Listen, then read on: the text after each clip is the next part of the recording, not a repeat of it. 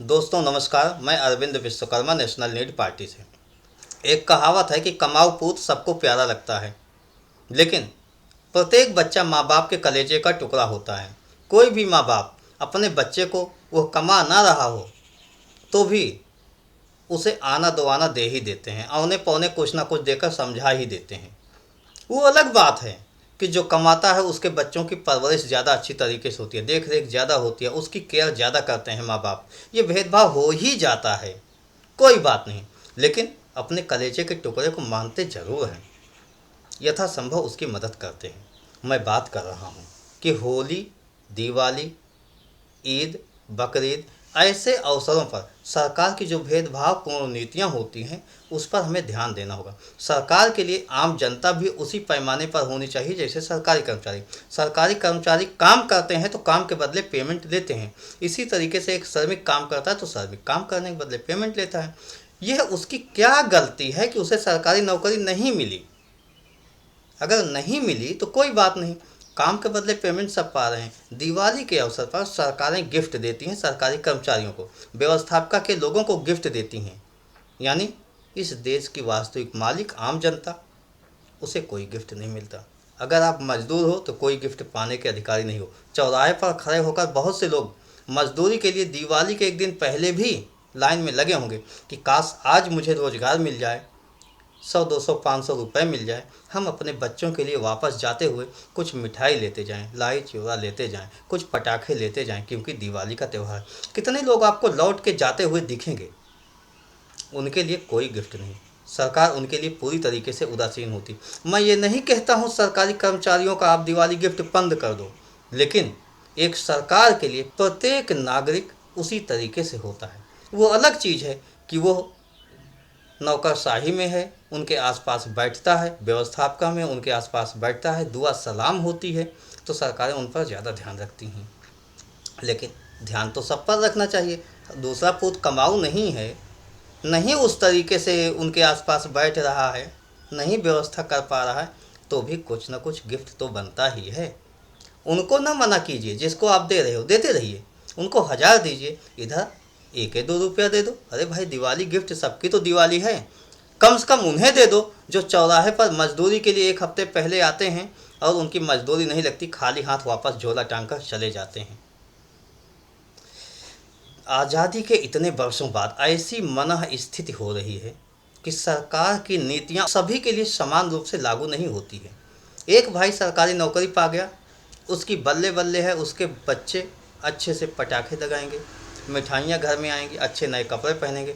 दूसरा भाई सरकारी नौकरी नहीं पाया, हो सकता है उसका प्राइवेट काम भी निकाल दिया गया और अच्छा ना हो, तो उसके यहाँ उसके बच्चे मायूस रहेंगे, उदास रहेंगे, निराश रहेंगे। सरकारी नौकरी ना मिलना, अगर सरकारी नौकरी नहीं मिली तो सरकार क्या उपेक्षा करे? क्या वो नागरिक नहीं हैं? क्या सरकार के लिए केवल कुछ है लोग जो सरकारी नौकरशाह हैं वही उसके लिए महत्वपूर्ण है? मैं तो ये कहता हूँ, सरकार को सभी के साथ समान व्यवहार करना चाहिए। यह मेरी मान्यता है, मैं ऐसी ही सोच रखता हूँ। सरकारी कर्मचारी काम के बदले पेमेंट लेते हैं। अगर आप उपहार दे रहे हो तो सबको दीजिए, बंद करना है तो सबको बंद कर दीजिए। अरे वो तो मासिक वेतन पाते हैं, कुछ ना कुछ पेमेंट तो ले रहे हैं। जो प्राइवेट हैं, जो श्रमिक हैं, जो मजदूर हैं, उन्हें तो 100 रुपये भी नहीं मिलता कि शाम को उनके यहाँ दीपक जल जाएगा। क्या उनके लिए कोई सोच नहीं? क्या वो इसके हकदार नहीं? आज़ादी के इतने सालों बाद बहुसंख्यक आबादी उपेक्षित क्यों होती जा रही, इस पर विचार करना होगा।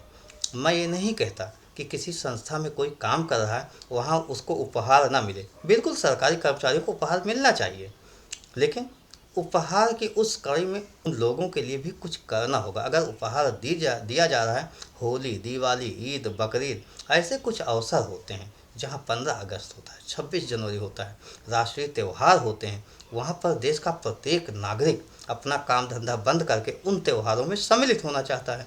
तो सम्मिलित होना चाहता है, कुछ ऐसे लोग होते हैं कि शाम को 100 रुपया नहीं लाएंगे, मजदूरी नहीं करेंगे तो शाम का निवाला नहीं मिलेगा, शाम को उनके बच्चे भूखे रह जाएंगे। उनके लिए तो सरकार को कोई एक व्यवस्था करनी चाहिए, कुछ ऐसा सिस्टम बनाना चाहिए। आज आप देखिए, भारत देश में यह स्थिति है कि आज़ादी के इतने सालों बाद भारत के जो भूतपूर्व सैनिक हैं वो जाके बाहर नौकरी करने को बाध्य होते हैं। कतर में ऐसे नौकरी करने गए 8 लोगों को फांसी की सज़ा हो गई। उनकी नौकरी क्या थी ये तो मुझे नहीं पता है, लेकिन आरोप उन पे ये लगा कि वो इजराइल के लिए जासूसी का काम करते थे। पता नहीं जासूसी की ही नौकरी लगी हो, लेकिन मैं ये नहीं कहता। 15 महीने पूर्व में सरकार को ये मालूम हो गया था कि ऐसी बातें हैं। लोकसभा में उसने बयान भी दे दिया, लेकिन आज तक कुछ नहीं हुआ। अब उन्हें फांसी की सज़ा कतर में सुना दिया गया। कतर एक छोटा सा 15 लाख की कुल आबादी है, उसमें भी 7 लाख बाहर के लोग हैं, 5 लाख भारतीय हैं। अब आप समझिए केवल 8 लाख हमारी एक विधानसभा क्षेत्र के आसपास का, उसकी इतनी मजाल कि हमारे लोगों को, हमारे भूतपूर्व सैनिकों को फांसी दे दे। खैर, इस पर अपनी विदेश नीति लुंज पुंज दिख रही है, क्योंकि विदेश मंत्री नौकरशाही से आए हैं, जी हुजूरी करने वाले हैं। वो तो ऐसी मानसिकता से हैं कि चाइना के पास इकोनॉमी ज़्यादा है तो हमें उसके सामने सीना तान कर नहीं खड़े हो सकते हैं। यानी हमारे प्रधानमंत्री जो लाल लाल आंखें दिखा रहे थे, वो लाल लाल आंखों को धराशायी कर दिया। खैर, ये सैनिक नौकरी के लिए विदेश क्यों गए? नौकरी करते हुए परिवार से दूर रहे। क्या कोई आदमी चाहता है कि मैं परिवार से फिर दूर हो जाऊं? कोई नहीं चाहता। अपने माँ बाप, भाई बहन, बीवी बच्चों के साथ रहना ही चाहता है। इसका मतलब देश में उन्हें नौकरी नहीं मिली। मैं मानता हूँ कि पूर्व की सरकारें बहुत दोषी थी। क्या वर्तमान सरकार भी वैसी ही हो जाएगी? आप देखो, हम चाइना से कंपेयर तो करते हैं इकोनॉमी में, लेकिन चाइना के लेवल पर पहुंचने की कोशिश भी नहीं करते। फेसबुक, ट्विटर, व्हाट्सएप, इन सब पर देखो, चाइना की रील बनती हुई आके देखिए। चाइना की रील में देखिए आप, कहीं ना कहीं वो टेक्निकल होता है, साइंस को लेकर चलते हैं वो लोग। कहीं कोई खोज है, कुछ नया नया प्रयोग करते हुए दिखते हैं, कुछ बेहतरीन कलाकारी दिखाते हैं।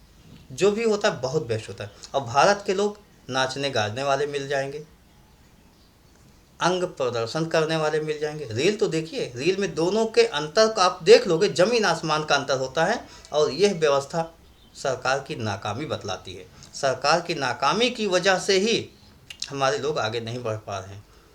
इसे ऐसा माना जाए कि सरकार में सम्मिलित लोग या तो आपको योग्य बनाना नहीं चाहते या बनाने की मंशा ही नहीं है। अगर आपको योग्य बना दें, आपके घर में दाने हों, तो आप पड़ोसी के यहाँ मांगने नहीं जाओगे। मुझे पूरा विश्वास है कि अगर देश का प्रत्येक व्यक्ति संपन्न हो जाए तो कोटे की दुकान पर वो राशन फ्री में लेने नहीं जाएगा। उसकी मजबूरियाँ कुछ होती हैं। आप अगर ये कहते हो कोटे से लाकर मोटरसाइकिल से जाते हैं, वहाँ कोटे से लाते हैं, बेच लेते हैं, हो सकता है उन्हें 100-200 मिले, लेकिन जब उनकी दिहाड़ी 500 रुपये की होगी तो वो 100 रुपये के लिए परेशान नहीं होंगे। उन्हें भी लज्जा आएगी, उन्हें भी शर्म आएगी। लज्जा शर्म ना आने का मतलब ही हुआ कि उनके पास वास्तव में मजबूरी है, इसलिए वो लाने चाहते हैं। सरकार को नीतियों में व्यापक परिवर्तन करना ही होगा, लेकिन मैं जैसा देख रहा हूँ, पहले कांग्रेस की सरकारें होती थी, जनता पार्टी की सरकार हुई, भारतीय जनता पार्टी की सरकार हुई, लेकिन किसी के पास ना तो नीति है, न विजन है, न सिद्धांत है, कुछ भी तो है नहीं। इसीलिए देश हमारा वहीं का वहीं रह गया, वैसे का वैसे रह गया।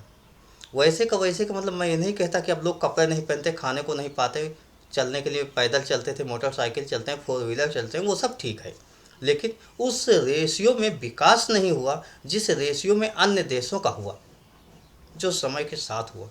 तो वैसे अब विकास चाहिए। वैसे विकास के लिए आइए नेशनल नीड पार्टी के साथ चलते हैं। जो ये असमानता रूपी व्यवहार सरकारों द्वारा किया जाता है उसको समाप्त किया जाएगा। समानता रूपी व्यवहार किया जाएगा, कम या ज़्यादा, लेकिन कोई उपवास नहीं करेगा। किसी के बच्चे ललचाई आंखों से त्योहारों के मौके पर नहीं देखेंगे। कोई भूतपूर्व रिटायर्ड सैनिक विदेश में नौकरी के लिए बाध्य नहीं होगा। कोई भी आदमी अपने परिवार से दूर रहने के लिए बाध्य नहीं होगा। ऐसी निश्चित व्यवस्था नेशनल नीड पार्टी अवश्य करेगी। आइए, आपका स्वागत है। धन्यवाद। जय हिंद, जय भारत।